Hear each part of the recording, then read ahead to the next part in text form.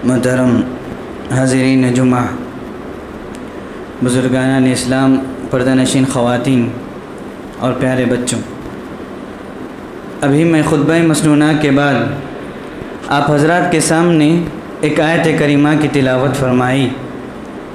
उस आयत करीमा में अल्लाह रब्बुल इज़्ज़त फरमाते हैं, या अय्युहल्लज़ीना आमनू खू अनफुसकुम व अहलीकुम नारा। ईमान वालो, तुम अपने आप को और अपने घर वालों को जहन्नम की आग से बचा लो।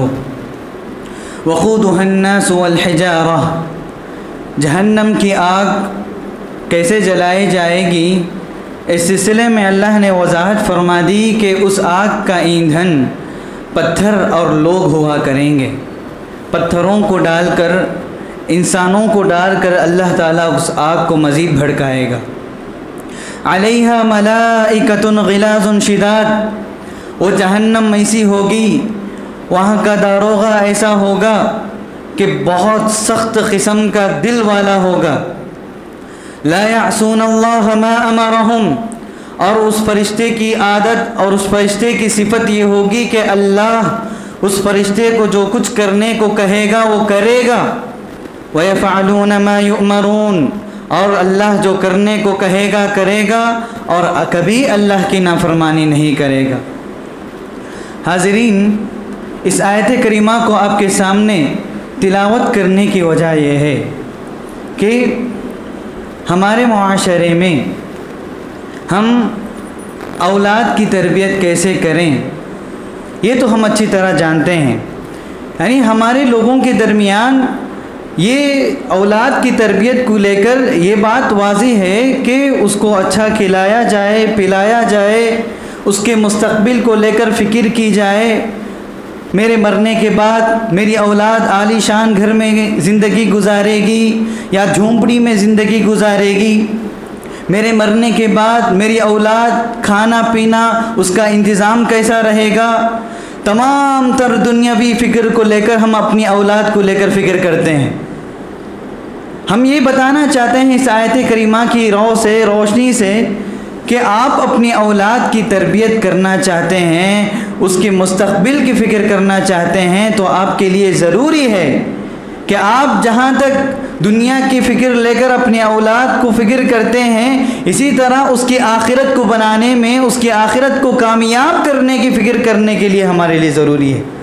क्यों? क्योंकि अल्लाह ताला इस आयत में वाज़ेह फरमा दिया कि आप अपने आप को भी बचा लो और अपने घर वालों को भी जहन्नम के आग से बचा लो। ये अल्लाह ने ये नहीं कहा कि तुम अपने आप को बचा लो तो इतना काफ़ी है। ऐसा नहीं है कि देखिए, औलाद अल्लाह की सबसे बड़ी अजीम नेमत, लेकिन इस नेमत को नेमत बनाने में उसके पीछे बड़ी मेहनत करनी पड़ती। औलाद की नेमत हर किसी को नहीं मिलती।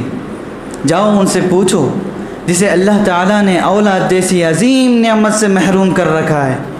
कभी बाबा के पास, कभी दरगाह के पास, कभी हकीमों के पास, डॉक्टरों के पास, इनके उनके चक्कर काट काट के यहाँ तक के दरगाह के पास जाकर वहाँ पर सजदा रेज़ हो जाते हैं, अपनी इज़्ज़त को नीलाम करने तक को क़ुरबान कर देते हैं, यानी अपनी इज़्ज़त तक को जो है क़ुरबान कर देते हैं औलाद पाने के लिए। और वहीं दूसरी तरफ अल्लाह ताला ने औलाद जैसी अजीम नेमत जिसको नवाजा है, वो अपनी औलाद को लेकर फ़िक्र करता है कि मेरी औलाद खाएगी क्या, पिएगी क्या, उसका मुस्तक़बिल कैसे रहेगा, उसको आला से आला तालीम देने के लिए बड़े से बड़े स्कूल में जमाना, उसके लिए बड़ी बड़ी फ़ीसें अदा करना, सब कुछ कि मेरी औलाद किसी भी तरह दुनिया के मामले में लेकर कामयाब हो जाए। ये हर वालिदैन फ़िक्र करते हैं और हम ये कहते हैं कि ये फ़िक्र करना जायज़ है, गलत नहीं है। क्या आपने अपने औलाद के मुस्तक़बिल को लेकर, दुनियावी मुस्तक़बिल को लेकर जिस तरह से फ़िक्र किया है, अपनी औलाद को लेकर उसको आखिरत की, उसकी आखिरत बनाने की कभी फ़िक्र की है? कभी ये सोचा है कि मेरी औलाद, मेरे मरने के बाद मेरी औलाद, उसका ईमान कैसा रहेगा, मेरे मरने के बाद मेरी औलाद का अक़ीदा कैसे रहेगा, मेरे मरने के बाद मेरी औलाद सीधे रास्ते पर क़ायम रहेगी नहीं रहेगी, मेरे मरने के बाद मेरे औलाद का अक़ीदा कैसे रहेगा? ये फ़िक्र हमारे माँ बाप के अंदर बहुत कम है। दुनिया की हद तक फिक्र करते हैं, खिलाएं पिलाएं, आलीशान महल में रखें, मेरे मरने के बाद मेरे बच्चे को ज़री भी तकलीफ़ ना हो, हत्तल इम्कान है कोशिश करते हैं कि दुनियावी तमाम तर ज़रूरियात पूरी कर दें। ज़रूरी है, जायज़ है, लेकिन जहाँ हम दुनिया को लेकर फ़िक्र करते हैं, क्या इस तरह हमने अपनी औलाद के सिलसिले में आखिरत को लेकर फ़िक्र किया है कभी? ये फ़िक्र हमारे असलाफ़ के पास थी, अंबिया इकराम के पास थी। अल्लाह कहता है, अम कुंतुम शुहदा इज़ हज़र याक़ूब अल मौत, क्या तुम लोग हाजिर थे जब याक़ूब अलैहिस्सलाम को मौत का वक्त आया था? इज़ क़ाल लिबनीहि मा तअबुदून मिन बअदी, बिस्तर मर्ग पर लेटे हुए हैं, मौत के बिस्तर पर लेटे हुए हैं, ऐसे मौके पर अपने बच्चों को बुलाकर कहते हैं, इज़ क़ाल लिबनीहि मा तअबुदून मिन बअदी, ऐ मेरे बच्चे, मेरे मरने के बाद किसकी इबादत करोगे? मेरे मरने के बाद अपने रब को तो बदलोगे नहीं ना? मेरे मरने के बाद अपने रब को चेंज तो नहीं कर लोगे? मा तअबुदून मिन बअदी। याक़ूब अलैहिस्सलाम की तरबियत ऐसी थी, बच्चे बोल पड़े, क़ालू नअबुदु इलाहक व इलाह आबाइक इब्राहीम। ए अब्बा, आपको फ़िक्र करने की ज़रूरत नहीं है कि हम आपके बाद भी हम आपके रब की, अपने आबा व अजदाद के रब की ही इबादत करेंगे। आपके मरने के बाद ट्रैक जो है चेंज नहीं करेंगे, हाँ, अपने सफ़ को बदलेंगे नहीं। आप जिस अक़ीदे पर हमें क़ायम करके जा रहे हैं कि मरने के बाद भी उसी अक़ीदे पर क़ायम रहेंगे, ये तरबियत होती है माँ बाप की कि आपके इस दुनिया से चले जाने के बाद आपकी औलाद उसी दीन पर क़ायम रहे, उसे अक़ीदे पर क़ायम रहे, सही दीन पर क़ायम रहे, ये ज़रूरी है। इसको लेकर हमें फ़िक्र करनी चाहिए। यही सबक हमें अंबिया इकराम के जो है उनकी ज़िंदगी देती है। मोहतरम हाज़िरीन, बहुत सारी नसीहतें लुक़मान रहमहुल्लाह ने अपनी औलाद को की हैं। उन नसीहतों को हर माँ बाप को पढ़नी चाहिए, याद रखनी चाहिए। सबसे पहले लुक़मान अलैहिस्सलाम ने अपनी औलाद की, अपनी जो है बच्चे की तरबियत करते हुए कही, वइज़ क़ाल लुक़मान लिब्निही व हुवा यइज़ुहु या बुनय्या ला तुशरिक बिल्लाह। लुक़मान अलैहिस्सलाम ने अपने बच्चे से मुखातब होकर कहा, वह हुवा यइज़ुहु, नसीहत करते हुए कहा, या बुनय्या, ऐ मेरे बच्चे, ऐ मेरे जिगर के टुकड़े, ला तुशरिक बिल्लाह, अल्लाह के साथ कभी शिरक ना करना। इन्ना शिरक लज़ुल्मुन अज़ीम, यकीनन शिरक सबसे बड़ा जुल्म है। एक छोटे बच्चे को लेकर लुक़मान रहमहुल्लाह अपने बच्चे को नसीहत करते हैं, वाज़ करते हैं कि मेरे मरने के बाद तू कभी शिरक के रास्ते पर मत जाना। ये फ़िक्र हमें होनी चाहिए, हमारे माँ बाप को होनी चाहिए कि मेरे मरने के बाद मेरे औलाद उसका अक़ीदा बिगड़ ना जाए, मेरे मरने के बाद मेरी औलाद के ईमान में खलल ना आ जाए। ये फ़िक्र कि बच्चों को छोटे ही से समझाना चाहिए कि बच्चा, अगर तुझे कोई भी मुसीबत अगर आ जाए मुस्तक़बिल में, या कभी भी कोई परेशानी आ जाए तो उस रब से मांग जिसने तुझे मुझे पैदा किया है। जो कुछ मांगना है अल्लाह से मांग। छोटी सी छोटी चीज़, अगर तेरे जूते का तस्मा भी अगर चले जाए तो अपने परवरदिगार से मांग। मैं अगर इस दुनिया में ना रहूं, कोई ज़रूरत आ जाए तो तेरे रब के सामने जाके झुक जा, उसके पास मांग। किसी के सामने हाथ बढ़ाने की ज़रूरत नहीं है, वो मेरा अल्लाह है, बात सुनेगा, उसके पास जाके मांग। यानी आप अपनी औलाद के अंदर सबसे पहले जिस चीज़ को पुख्ता करना है वो ये कि उसका अक़ीदा, उसके अक़ीदे को मेन आप है ना सुधारना है, उसके अक़ीदे को मेन आप बनाना है कि हम वो छोड़कर क्या मकतब पढ़ रहा है कि नहीं, कि जहाँ दीनियात पढ़ाते, ये पढ़ाते, वो पढ़ाते बोल के हम अपने बच्चों को भेजते हैं। कभी हमने ये अपने औलाद को लेकर फ़िक्र ही नहीं की कि मेरी औलाद का अक़ीदा कैसा है, क्या उसके अंदर, हाँ, जहाँ पर वो बच्चा पढ़ रहा है कि क्या क्या अक़ीदा सिखाया जा रहा है वहाँ पर, कि शिर्क की दावत दी जा रही है, उसे तावीज़ लटकाने की बात कही जा रही है उसे।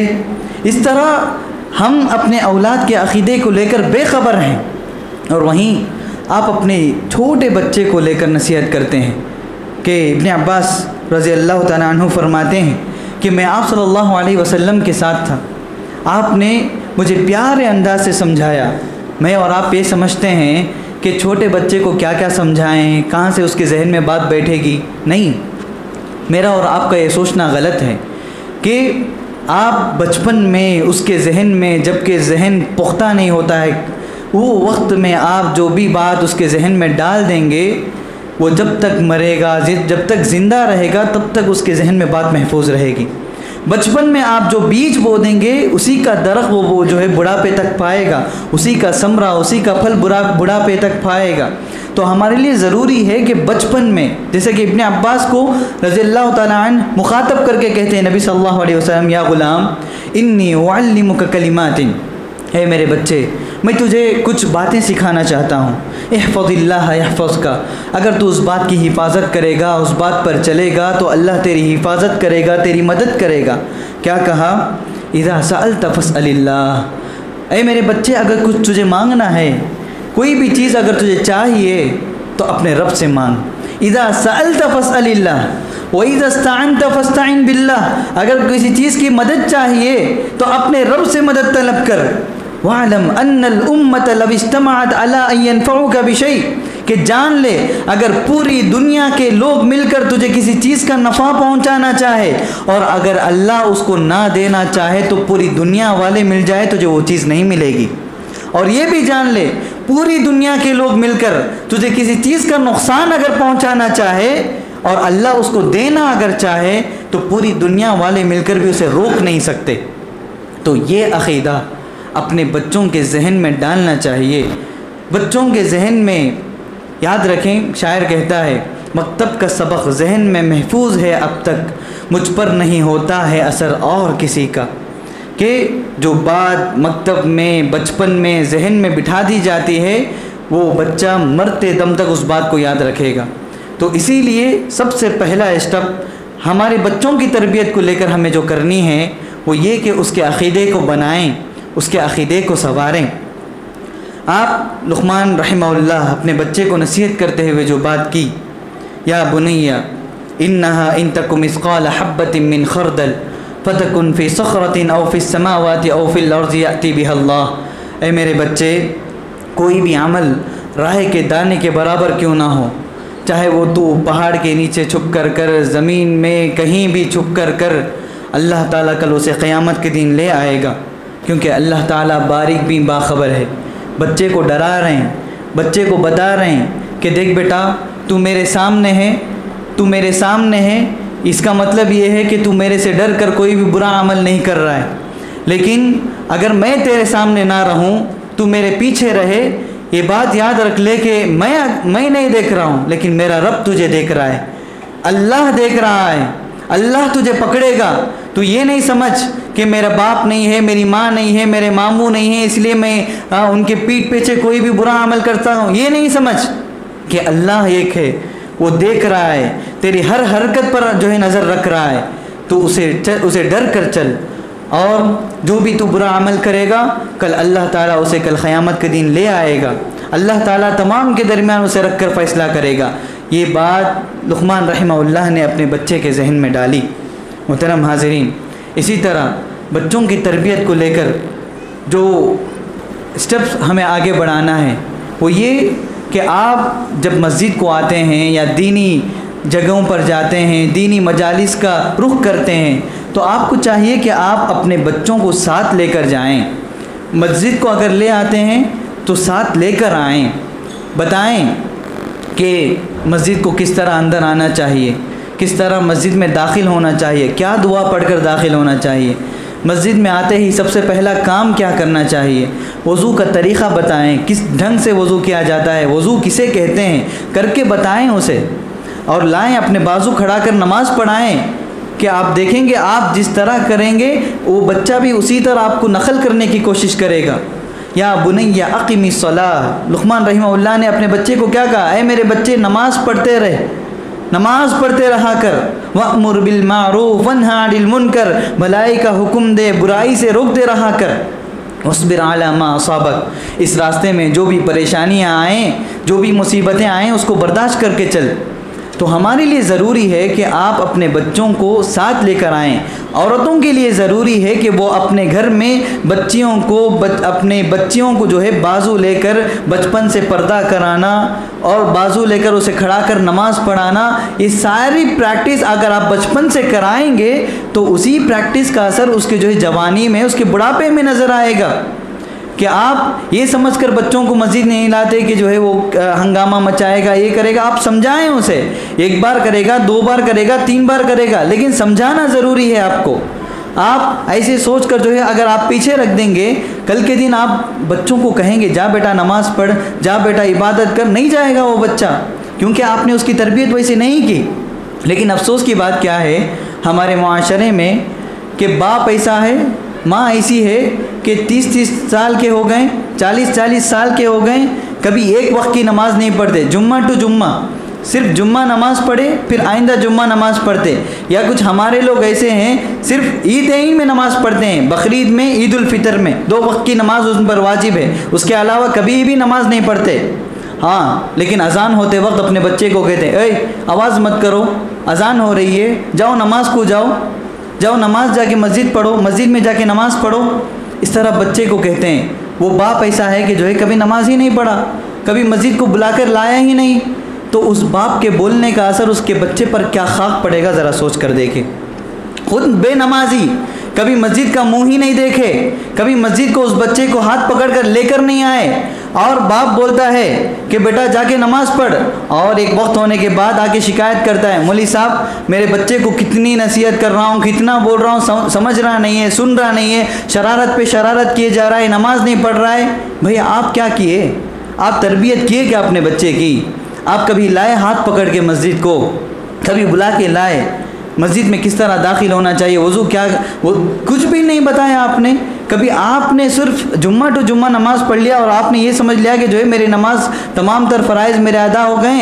हाँ, और बच्चे को जो है बैठ कर हुक्म दे रहे हैं आप। इज़ा काना रब्बुल बैति बित्तफ़्फ़ि ज़ारिबा, अरबी शायर कहता है कि अगर घर का बाप दफ बजा रहा है, डोल बजा रहा है, इज़ा काना रब्बुल बैति बित्तफ़्फ़ि ज़ारिबा, दफ बजा रहा है, डोल बजा रहा है, फ़ला तलूमन्नल औलादा बिर्रक़्सि, और बच्चे को बोल रहा है, डोल बजा रहा है और बच्चा नाच रहा है, और बच्चे को बोल रहा है क्यों नाच रहा है तू, क्यों नाच रहा है, शर्म नहीं आ रही, बैठ। ये कहाँ की हिमाकत हुई भाई कि तू दफ बजा रहा है, डोल बजा रहा है, और तेरे दफ बजाने की वजह से तेरा बच्चा नाच रहा है, और तू बोल रहा है कि जो है तेरे बच्चे को मत नाच। ये तो हिमाकत हुई ना।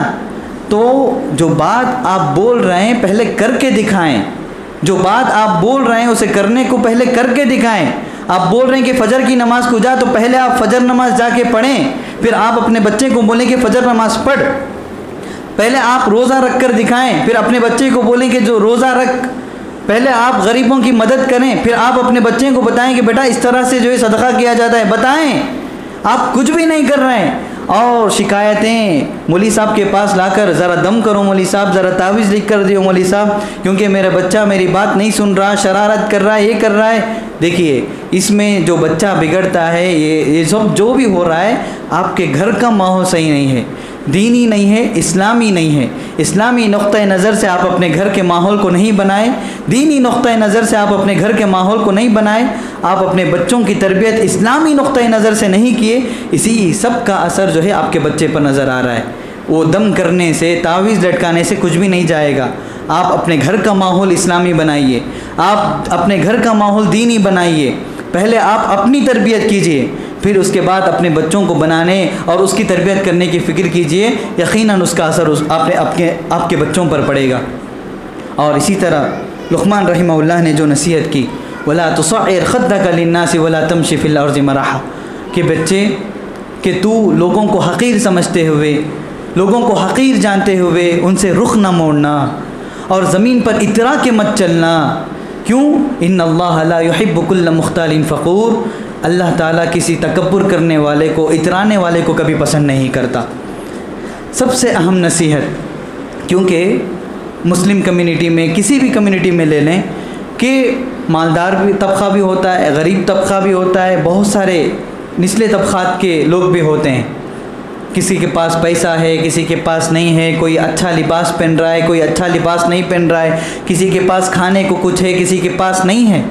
तो आप अपने बच्चे को बचपन है से, अगर आपके पास सहूलत है तो आप अपने बच्चे को तवाज़ु और आजिज़ी किसे कहते हैं वो सिखाना चाहिए, कि उसे बचपन से ये बात जहन में डाल दें कि तेरे पास जो पैसा है, तेरे बाप के पास जो पैसा है, उसकी वजह से तुझे इतराने की ज़रूरत नहीं है, उसकी वजह से लोगों के सामने अकड़ कर चलने की ज़रूरत नहीं है।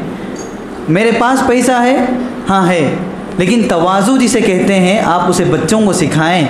आप सिखाएं कि सामने बड़ों से किस तरह बात की जाती है।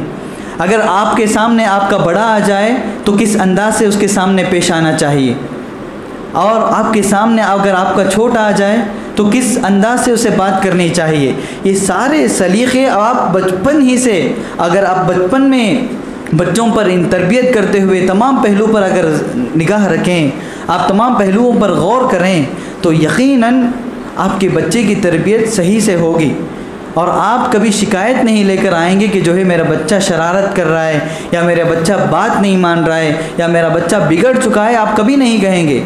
ये तभी आप कहेंगे जब आप इस्लामी नुक्ते नज़र से या दीनी नुक्ते नज़र से अपने बच्चे की तरबियत करने से क़ासिर हों। अगर आपने दीनी नुक्ते नज़र से, इस्लामी नुक्ते नज़र से बच्चों की तरबियत की तो अल्लाह कहता हूँ कि आपका बच्चा मिसाली बच्चा बनेगा। आपके बच्चे को देखकर दीगर बच्चे सुधरेंगे। ये बच्चा बनेगा कब? जब आप तरबियत इस्लामी नुक्ते नज़र से करें। इसका फ़ायदा बहुत है मेरे भाइयों। अगर आपने अपने बच्चों की तरबियत इस्लामी नुक्ते नज़र से की, आपने वो बच्चा बनाया जो कि इस्लाम चाहता है, आपके मरने के बाद आप नहीं रहेंगे। आपके मरने के बाद आपके सारे आमाल मुनक़ती हो जाएंगे।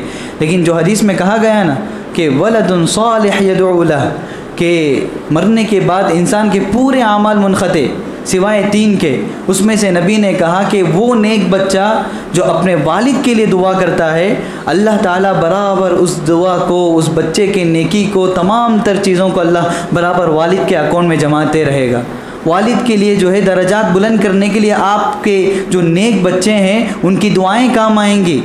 आपके नेक बच्चों के जो है काम आएंगी। आपके नेक बच्चों की नमाज़ें, सदक़ात, रोज़ा, हर चीज़ काम आएगी, क्योंकि आपने उसे नेक बनाया है। ये चीज़ आपको बराबर पहुँचती रहेगी। इसीलिए नबी ने कहा वलदुन सालिह यदउ लह, कि एक नेक बच्चा अपने बाप के लिए जो दुआएं करता रहेगा, बराबर उसका सवाब जो है अपने बाप को पहुँचता रहेगा। और अगर हमने इस ज़िम्मेदारी में कोताही बरती कि अल्लाह ताला ने आपको ज़िम्मेदार बनाया है, अल्लाह ताला ने आपको ज़िम्मेदार बनाया है। मा मिन अब्दिन यस्तरईहिल्लाहु रईयतन, नबी सल्लल्लाहु अलैहि वसल्लम ने कहा कोई बंदा ऐसा है जिसको अल्लाह ताला निगरान बनाया हो, ज़िम्मेदार बनाया हो, यमूत और मर जाए, व यौम यमूत व हुवा गाशुन लिरईयतिही, और इस हाल में मरे कि वो अपनी आल औलाद से या अपने जो है मातहत रहने वालों के साथ धोखा कर रहा था या उनकी ज़िम्मेदारी को अदा करने से क़ासिर रहा हो, तो नबी कहते हैं इल्ला हर्रमल्लाहु अलैहिल जन्नह, कि अल्लाह ताला उस पर जन्नत को हराम कर देता है। यानी मैं भी ज़िम्मेदार हूँ, आप भी ज़िम्मेदार हैं। आप घर के बड़े होने की हैसियत से ज़िम्मेदार हैं, आप बाप होने की हैसियत से ज़िम्मेदार हैं, माँ होने की हैसियत से ज़िम्मेदार हैं। तो आपकी ज़िम्मेदारी में, आपके मातहत में जो बच्चे पल रहे हैं, अल्लाह ताला ने उन्हें एक सही सालिम, ये सहीउल अक़ीदा, एक मुसलमान बनाकर इस दुनिया में भेजा है। तो उस अमानत को जब आप वापस करेंगे अल्लाह के पास, तो वो सही सालिम और सहीउल अक़ीदा बच्चा होना चाहिए। जब उसका अक़ीदा बिगड़ जाए और वो बच्चा जो है सही सालिम ना हो, उसका ईमान मजबूत ना हो, उसकी वजह माँ बाप बन रहे हैं, तो ऐसी ज़िम्मेदार के ताल्लुक़ से अल्लाह ताला कह रहा है कि उस पर अल्लाह जन्नत को हराम कर देता है। तो ये बहुत बड़ी ज़िम्मेदारी है। इस ज़िम्मेदारी को समझते हुए कि ये बच्चा मेरे लिए आखिरत में दर्जात को बुलंद करने का बाइस बने। आप तो इस दुनिया में ना रहेंगे, लेकिन आपकी नेक नामी आपके जाने के बाद बाकी रहेगी।